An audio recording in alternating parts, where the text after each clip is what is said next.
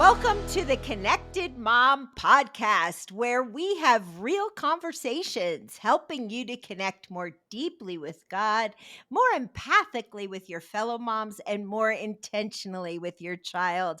I'm Becky Harling. I'm your host, and I have with me today my amazing and fabulous co host, Sarah Wildman. Hey, Sarah. Hi, Becky. It's awesome to be here. And, we get to talk about so many awesome things related to motherhood. But maybe one of the not awesome things is the pressure that can often come with being a mom. I've had a few friends lately that have new babies, and from the get go, there's all of these questions, right? And am I doing the right thing? And second guessing yourself. And I think, this issue really can apply to us at a lot of stages of parenting. And we know our listeners are all over the board. Even grandmas are listening, right? So Yep. I think this topic of pressure can really, really resonate with a lot of folks. But Becky, I know you didn't feel any pressure raising children, right? It was just None the easiest walk. whatsoever. We're kidding, by the way. Right, Becky is right. We so real. certainly So are. Yeah. And so Sarah and I often say, so for all of you that are Enneagram people, we're both solid threes on the solid. Enneagram. Yep. So the question you ask yourself at night when you lay in bed as a three is, did I do enough? Right. And, That's right. and I think doing it right was always a thing for me. And there's so many opinions on motherhood. There's the people that Mhm. say, never let your kids watch TV, never let them do this, that, or the other thing. And, back in the day when I was raising my kids, Sarah, it was like, well, working moms were kind of looked down on. We should all be home just, like Leave It to Beaver, Right. making homemade cookies and birthday cakes and all of that. And that really just didn't work with Steve and I, and so I did go to work when my youngest was in kindergarten, and I'm glad I did. But that's what we're talking about today, like letting go of some of that pressure. So if you're listening, which I hope you are, get out a notebook because we're going to be giving you so much in this episode. We have an amazing guest with us today. In case you don't know her, let me introduce you to Alli Worthington. I have followed Alli for quite a while. She is a best-selling author, an amazing speaker. She's a life and business coach who launched Called Collectives, a cohort of women speakers and writers. She's been a guest on the Today Show, on Good Morning America. She lives with her husband, Mark, and perhaps most important about her for our podcast is that she's raising 5 boys and she's still alive. So that bodes well for those of us that are in the thick of this journey. And Alli has written a book that I absolutely love. I actually want you to write down the title because I'm really going to push you to purchase this book. It's called Remaining You While Raising Them. And we're going to be talking about being confident in motherhood. Welcome, Alli. We are so excited to have you here. Thank you. I'm thrilled to be here. This is so fun. Yeah, it's so fun. So, in your book, you say that modern motherhood is broken. And what do you mean by that? Well, I think being a mom has always been difficult, right? No Yep. matter if you have one child or 5 children, being a mom's tough. It is physically exhausting and at the same time kind of intellectually unstimulating. That's motherhood in a nutshell, right? We would do anything for our kids, but at the same time we also just need a few minutes to ourselves. Motherhood's tough.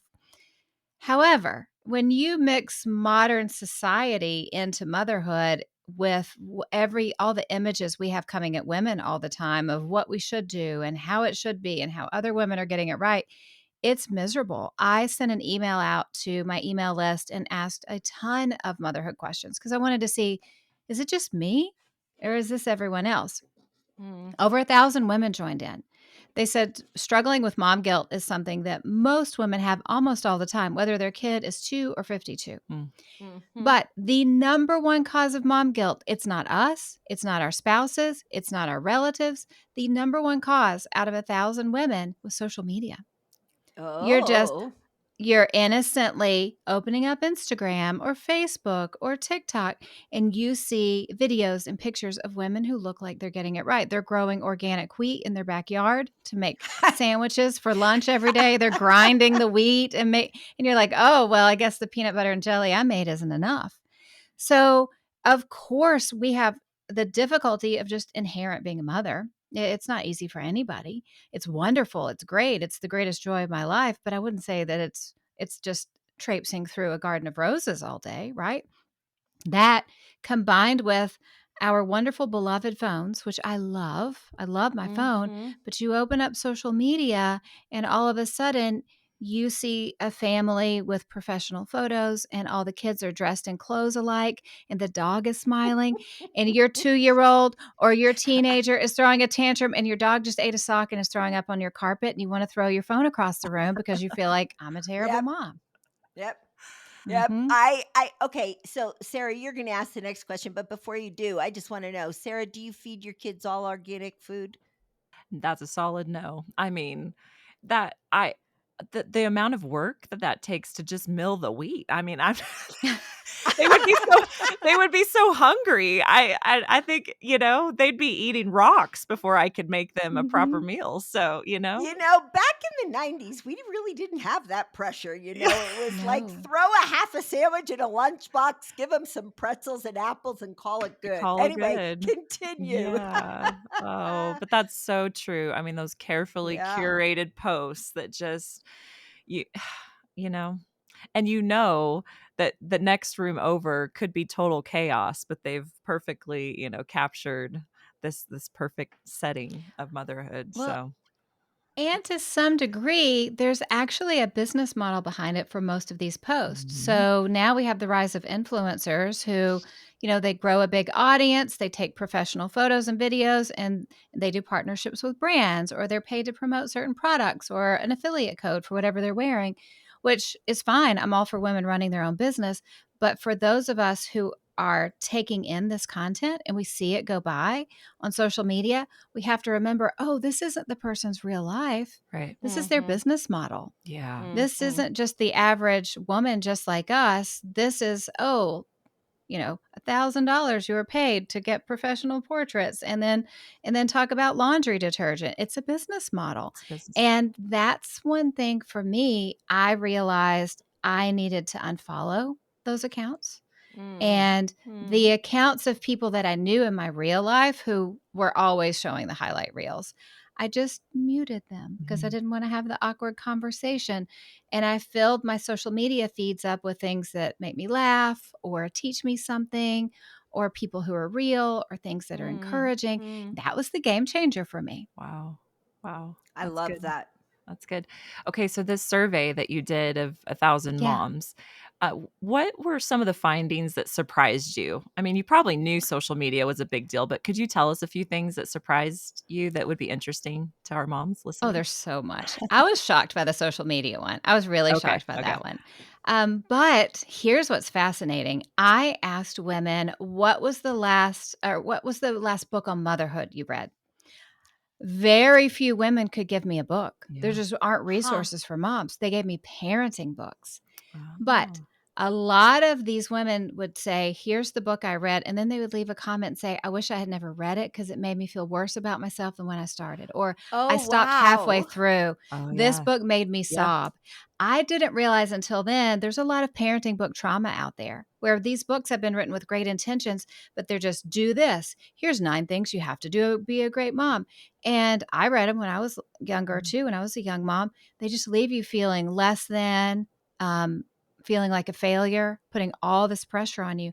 So that's when I knew, oh, I need to write a book for moms. It's not a parenting book. It's not a do these 5 things to be good enough. It's the opposite of that. We've had enough of that. And that's what got us into this situation. So that was the wake up call for me.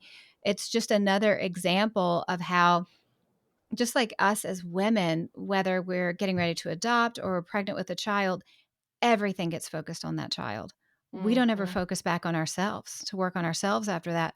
Even the whole book industry, it's all focused on here's what you can do, here's how to be good enough.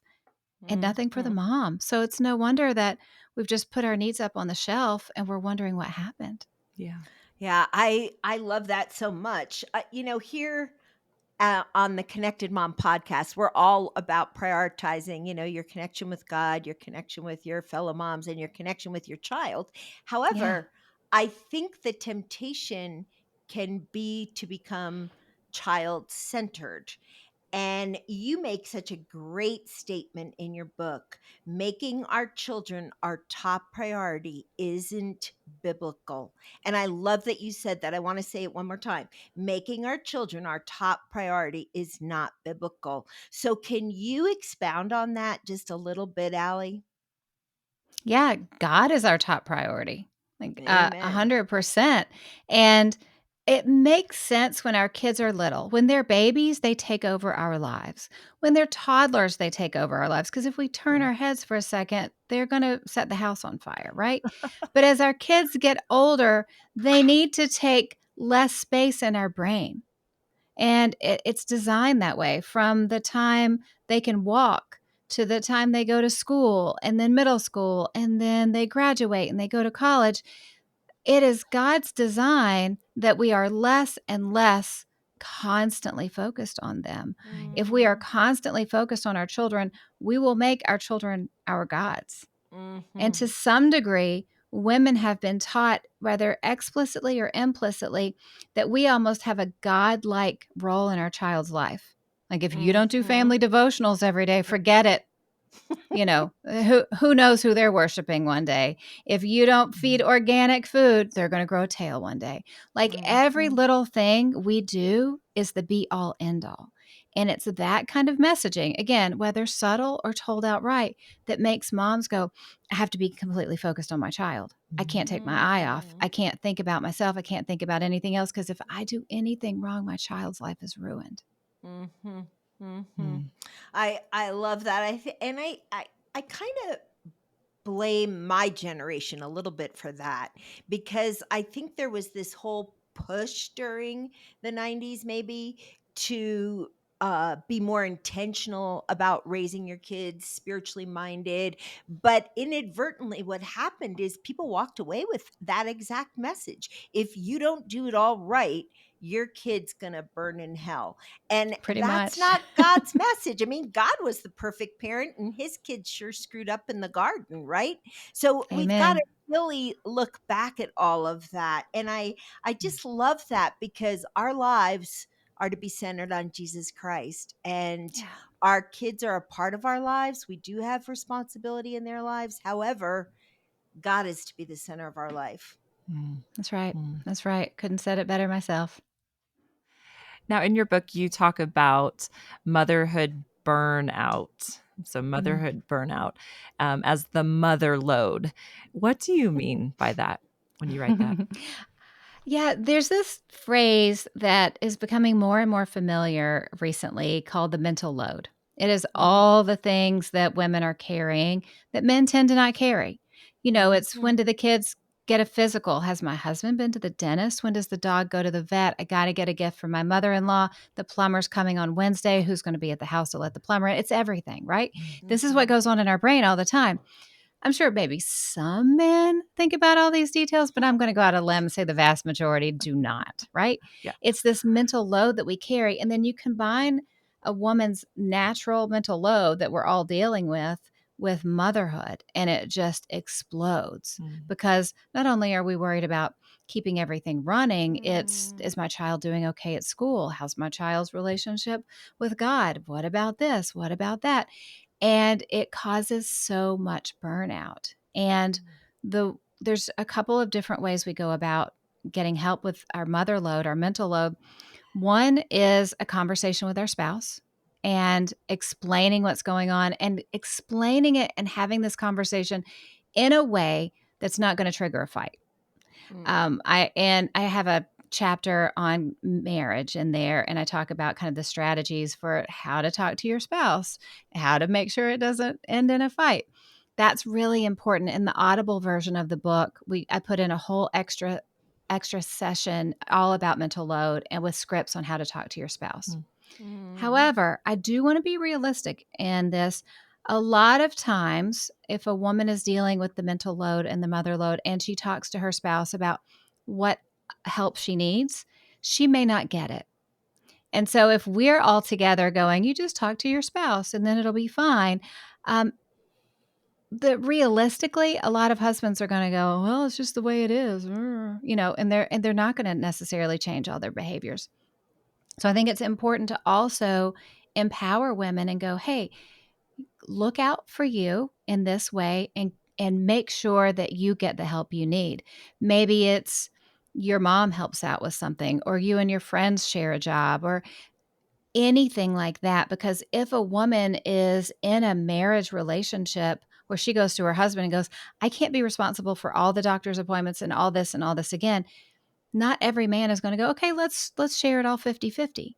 I think it is important to give women permission to go, okay, get your needs met, you know, carpool with a friend, have family help. But for us to have these conversations and pretend like everyone can talk to their spouse and it'll end rosy is doing a disservice to the realities of modern life. That's so true. And yet, I loved the way you described the mother load in the book because I do think women are under a heavy load right now, Mm-hmm. and just trying to keep it all straight. Just exhausts them, I think, at times. One of the things that you describe in your book that I really enjoyed, where you describe moms as having 5 superpowers, like you can identify your type, like the superpower of motherhood. Would you explain that to us a little bit? And then tell us what yours is, because that would be fun. Yeah, what I did is I created a quiz, your superpower quiz, and because Uh-huh. I wanted to see, is it accurate? It's on my website, and tens of thousands of women have gone through it and kind of have written me back and gone, I don't know how you got it so well. It's me. I think that it's really important for women to recognize their strengths. Yep. There's moms who are just super caring and they're always there for you. There are moms who are loyal. There are moms who are kind of mama bearish with their kids. Me, I'm a cheerleader mom. I'm always going to find the silver lining. I'm always going to look for fun. I'm a roller coaster mom, for instance. That's what I do with my boys for fun. We're always going to Mhm. theme parks and riding roller coasters. The thing about understanding our superpower as a mom, it's really important to help us not think that other moms are necessarily getting it right and we're getting it wrong. Yeah. Like my cousin Leanne, she's an outdoor mom and they're always hiking or kayaking or doing things outdoors. I've never camped in my life. If I'm outdoors, it's to walk to my car or to be outdoors at Disney World. Like that's how outdoorsy I am. But I realize God gave me my children because I was going to be a good enough mom for them. I didn't need to be an outdoor mom or a crafty Mm. mom to raise them well. I could just do the things I enjoy doing. But if I had convinced myself that's the only way to be a good mother, then I would have given in to a lifetime of me doing things that weren't really in my skill set or I enjoyed. No child wants to go camping with me. I'd be miserable. So just Yes. kind of us waking up and going, these are my strengths, these are my skill set, this is what I enjoy. And God is not in heaven looking around going, can you believe she is parenting in this way? I'm so surprised. I never should have given her those children.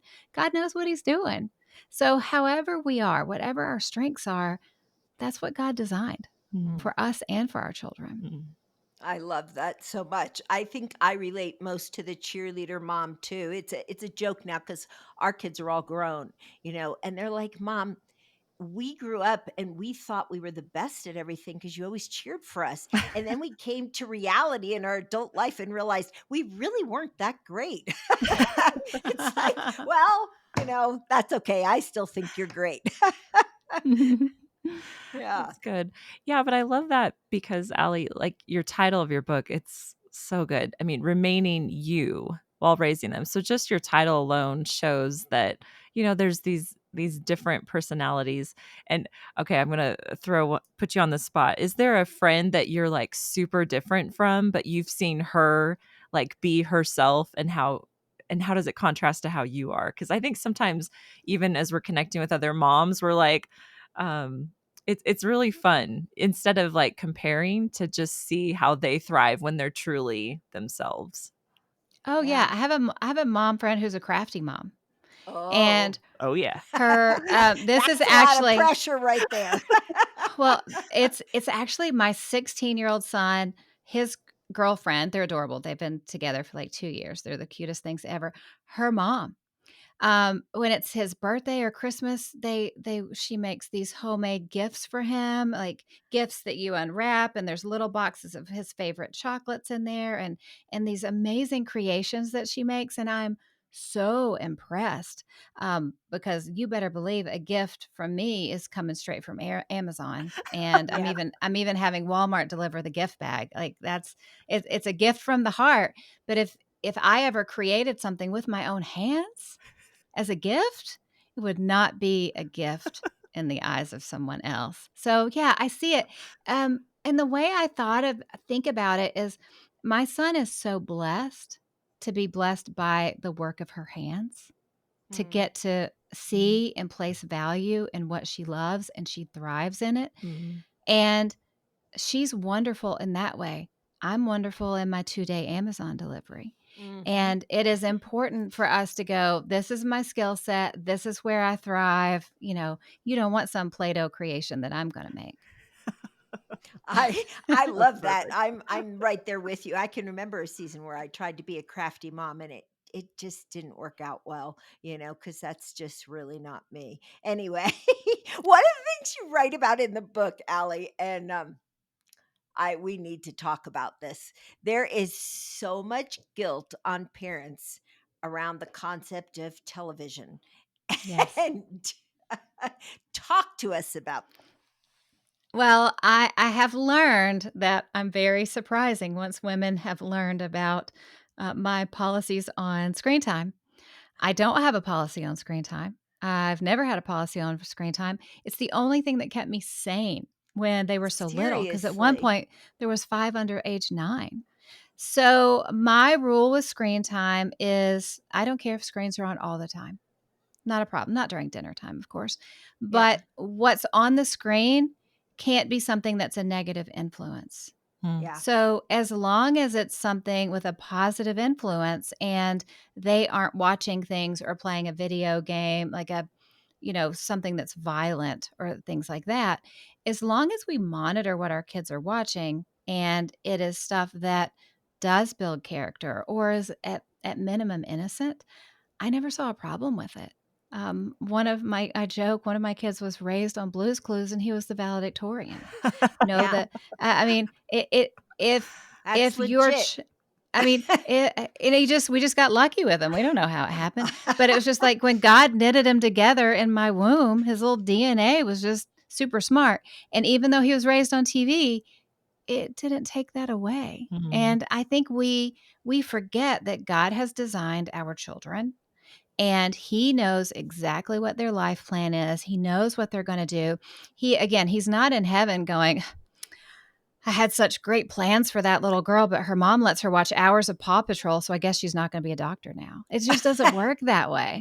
But it comes back to this idea that every decision moms make is the be all end all for their children. You didn't do family devotionals, going to hell. You Mhm. let them watch too much TV, never going to go anywhere in life. When we aren't God, they already had a plan. And as long Yeah. as we're supporting the plan that God has for them, we're not going to ruin it. Mm. We're not that Mm. powerful. Mm. I love that so much. Another thing you say in the book, Allie, is that emotionally healthy parents have the best chance of raising emotionally healthy children. Let's unpack that a little bit because I think that's a really big statement and it's really true. Yeah, I had a Christian counselor say to me years ago, she said, your children will not be emotionally healthier than you are while they're living Mm. in your house. Wow. And that was really the kick in the pants I needed to take care of myself. Now, I define emotional health as a combination of mental health, spiritual health, and relational health, the health of our relationships. And when I've talked about it, a few women have said, wait a minute, I don't know how to take this. I struggle with anxiety or I struggle with Mm. depression. And if anyone is in that boat, I was there. I had postpartum depression with one of my boys. That that does not mean that you're harming your children. What our children need is to see us as they get older as humans, that we do struggle with things. What our kids Mm. need to hear is, this is the issue that I struggle with. It's not, doesn't have anything to do with you. It has to do with chemicals or X, Y, and Z. And this is what I'm doing to get healthier and healthier all the time. Because there are very few people alive in this world who don't have a physical ailment or a mental ailment at this point. It's just the world we're living in. Mm. And when we raise kids and we, I think for good intentions, try to pretend like we're perfect, our kids see through it. Our kids know Mhm. something's up. So if someone is working on their emotional health, say they have mental health challenges and they're working on their emotional health, that is a real positive, especially as kids get into tween and teen years, to be able to talk about it, because you'll model what to do for them. But the talk of emotional health is something that's so important for moms because, again, moms stop focusing on themselves in pregnancy. We read books about our bodies and ourselves when we're pregnant, but then as soon as that baby comes, we put ourselves on the shelf and we Mhm. wonder, what in the world happened to me in all these years? I Mm. remember years ago, I went to a Christmas celebration with my great aunt Shirley's house, and I was 8 years old. I didn't know what was wrong, but I knew something was wrong. We got there. She let us know she had been cooking for 3 days, as many women do. She was smiling. Everyone was smiling, but I didn't have the life experience or the language to know what was going on, but I knew something was wrong. Mm. Mm. And I didn't know what was wrong, but I remember going, I'm not having fun, and I don't know what this is, but I want to make sure this doesn't happen to me one day. Mm. And I didn't learn until after she passed from family members that she really hated the responsibility of hosting everyone and Mm. cooking for days and days. Mm. Mm. She didn't feel like she had permission to raise her hand and go, hey, can everyone bring a dish? Or can we Yeah. switch houses? Oh. She felt like that would be a bad mom. So, Mm. what she did in her heart, she wanted to be the most loving woman she could. So, she cooked and she cleaned and she hosted. But through the years, she was resentful about it. And through the years, she was a little bit bitter. And that bitterness, even though she smiled and she did the right things, it leaked out over everyone. Oh. Mm. And I've been Aunt Shirley in my life. The more women I talk to, women go, I've been great Aunt Shirley too. And that's why emotional health is so important, because we can do all the right things, but if we aren't taking care of ourselves, what boils up inside of us will leak out no matter how hard we work. And Mm. all of the parenting advice that a lot of women have gotten is, do more, do this. And Mhm. we're told it's about how you behave. But the truth is, motherhood isn't about what we do, it's about who we are. And the Mm. more we take care of ourselves, the natural overflow of that will be a happier, healthier Mm. family and happy and Mm. healthier life. That was a long way to get around to the answer, but I'm so passionate about it.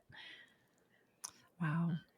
Well, it was Aunt Shirley, you said her name was? Yeah, Aunt Aunt Shirley. Shirley. I Mm-hmm. mean, the bitterness, you do talk about anger in your book and how to process it. So would you mind just mapping out a few of those practical steps? Because maybe a mom's like, that's it. I haven't been speaking up for myself. I haven't been meeting my needs. I have this anger inside. What are a few Mm. tips that we could pass along?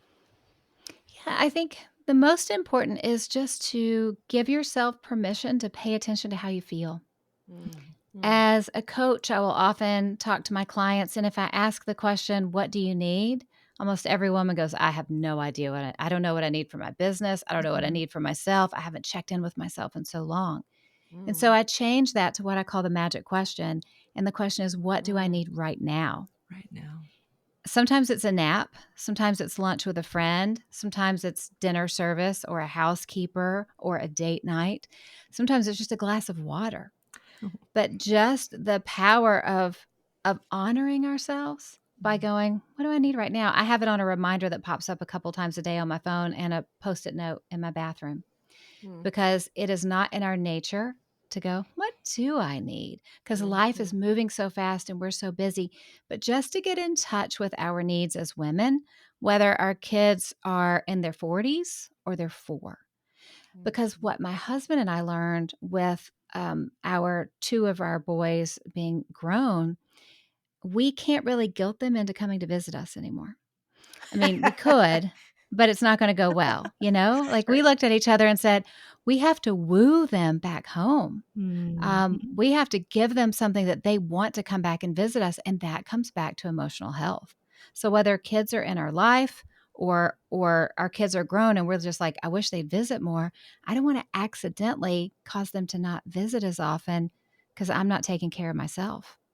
So Mhm. something as easy as the magic question habit keeps me grounded, and I can go, oh, I need a devotion. I need to just go sit and pray, or I need to go out to dinner because if I have to look in that refrigerator and make a dinner again, I'm going to explode, right? Mhm. That's a great first step of just getting in touch with how we feel and what our needs are.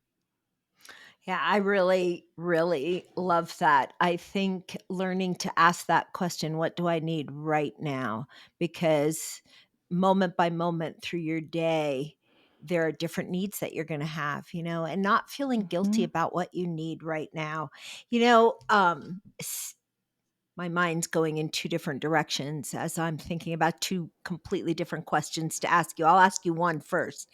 I think as moms, a lot of times when we're completely focused on our kids, one of the needs that we neglect is time with really good friends. And Mm. at the Connected Mom podcast, that's one of our big values. We want you to understand that you need friends in your life and those friends are precious. Can you talk to us a little bit about cultivating those friendships in motherhood and why that's so important and how to do it? Yeah, the last section of my book, as you know, of course, is Habits to Help Women Thrive. And one of the Mhm. chapters is all about friendships because researchers have proven this is so amazing. Our friendships are the relationships that make us the happiest. Mm. Yeah. Our family gives us deep joy and purpose, but our friendships make us the happiest because we're friends with somebody because we look at them and we go, I like you. You don't have Mhm. to like them because of work or because of family. You just like them because you like them. So when you spend time with friends like that, that is where like the happiness comes from. Mm. And as my friend Eric Barker says, the 30s is where friendships go to die because Mm. we get busy with work and kids and running errands. So it's really important to cultivate it. For women who find themselves in a busy season with work and caring for kids who can't necessarily get away and visit with a girlfriend every week, there's a concept I write about called bundling your time. And Mm. it's a bundle of something that you have to do with something that you want to do. So Mm. maybe it's going to the grocery store. Maybe you and a girlfriend grocery shop together. I have two friends who they have Tuesday night dinner prep together. So what they do, they each start cooking dinner Tuesday nights at 5 o'clock. They set up a laptop or an iPad in their kitchen and Oh, that's AirPods. so cute. They talk the whole time they're Aw. cooking dinner, and their families know you leave dinner time, you leave dinner prep time alone, and that's how they catch up every week. So it's something kind of boring, making dinner, bundled with something really fun, talking to a good friend. And so even in the busiest of times, and even though we would rather be sitting drinking iced tea and chit chatting, maybe making dinner together is the way Mm. we stay connected and making time for friends. But they have to be really good friends. It has to be friends who have Mhm. kind of earned the right to be in our inner circle. Mm. Friends who, Mhm. after we talk to them or after we visit with them, we feel better than before we started. It can't be those quote unquote friends who make backhanded compliments or kind of put you down or one up you or super negative. We really need to look for the 2 to 3 women who fill us up. The Mm. other women who maybe aren't as emotionally healthy, we don't have to just say, I'm never talking to you again, but they don't get our priority. They don't Mm. get that precious one on one time. We save that Mm. for the women who really are emotionally healthy and help us even be healthier.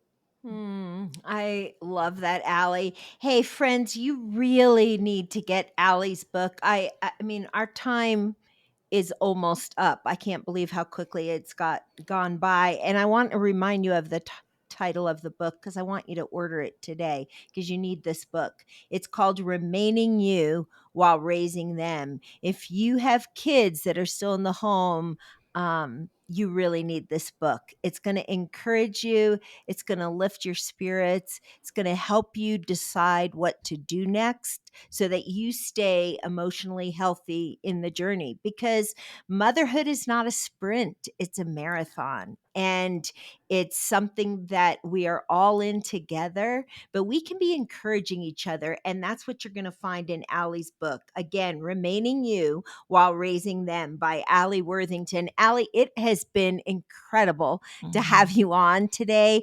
And before we close, would you first of all tell our listeners how they can get in touch with you? And Mhm. then second of all, I really want you to pray over our moms out there, because I think some of them that have been listening are like, man, I need this book. I'm discouraged. It's all too much. I feel like I'm under the mother load. So would you tell them first how they can get in touch with you, and then would you pray with them? Sure, I'd be honored, and thank you both for what you do for moms every day. This is definitely a show that great moms listen to build their emotional health. So thank you for your Thank work. you. Thanks. I'm Alli Worthington everywhere, alliworthington.com. You can take a fun superpower quiz. The podcast is the Alli Worthington Show, but pretty much Alli Worthington all over the internet. And let me pray. Dear Heavenly Father, thank you for the gift of motherhood.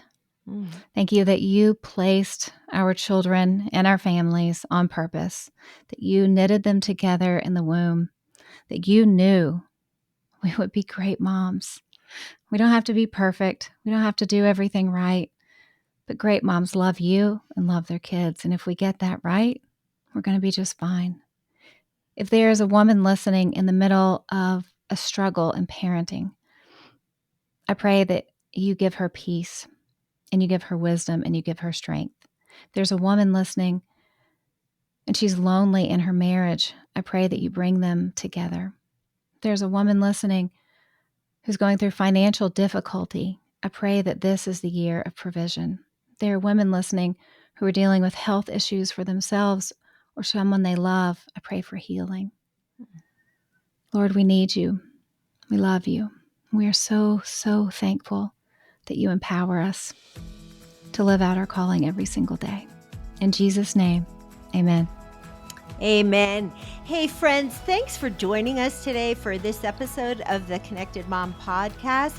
And I'm hoping that you're going to join us next week, where we'll have another conversation that will help you connect more deeply with God, more empathically with your girlfriends, and more intentionally with your child. Join us next week for the Connected Mom Podcast.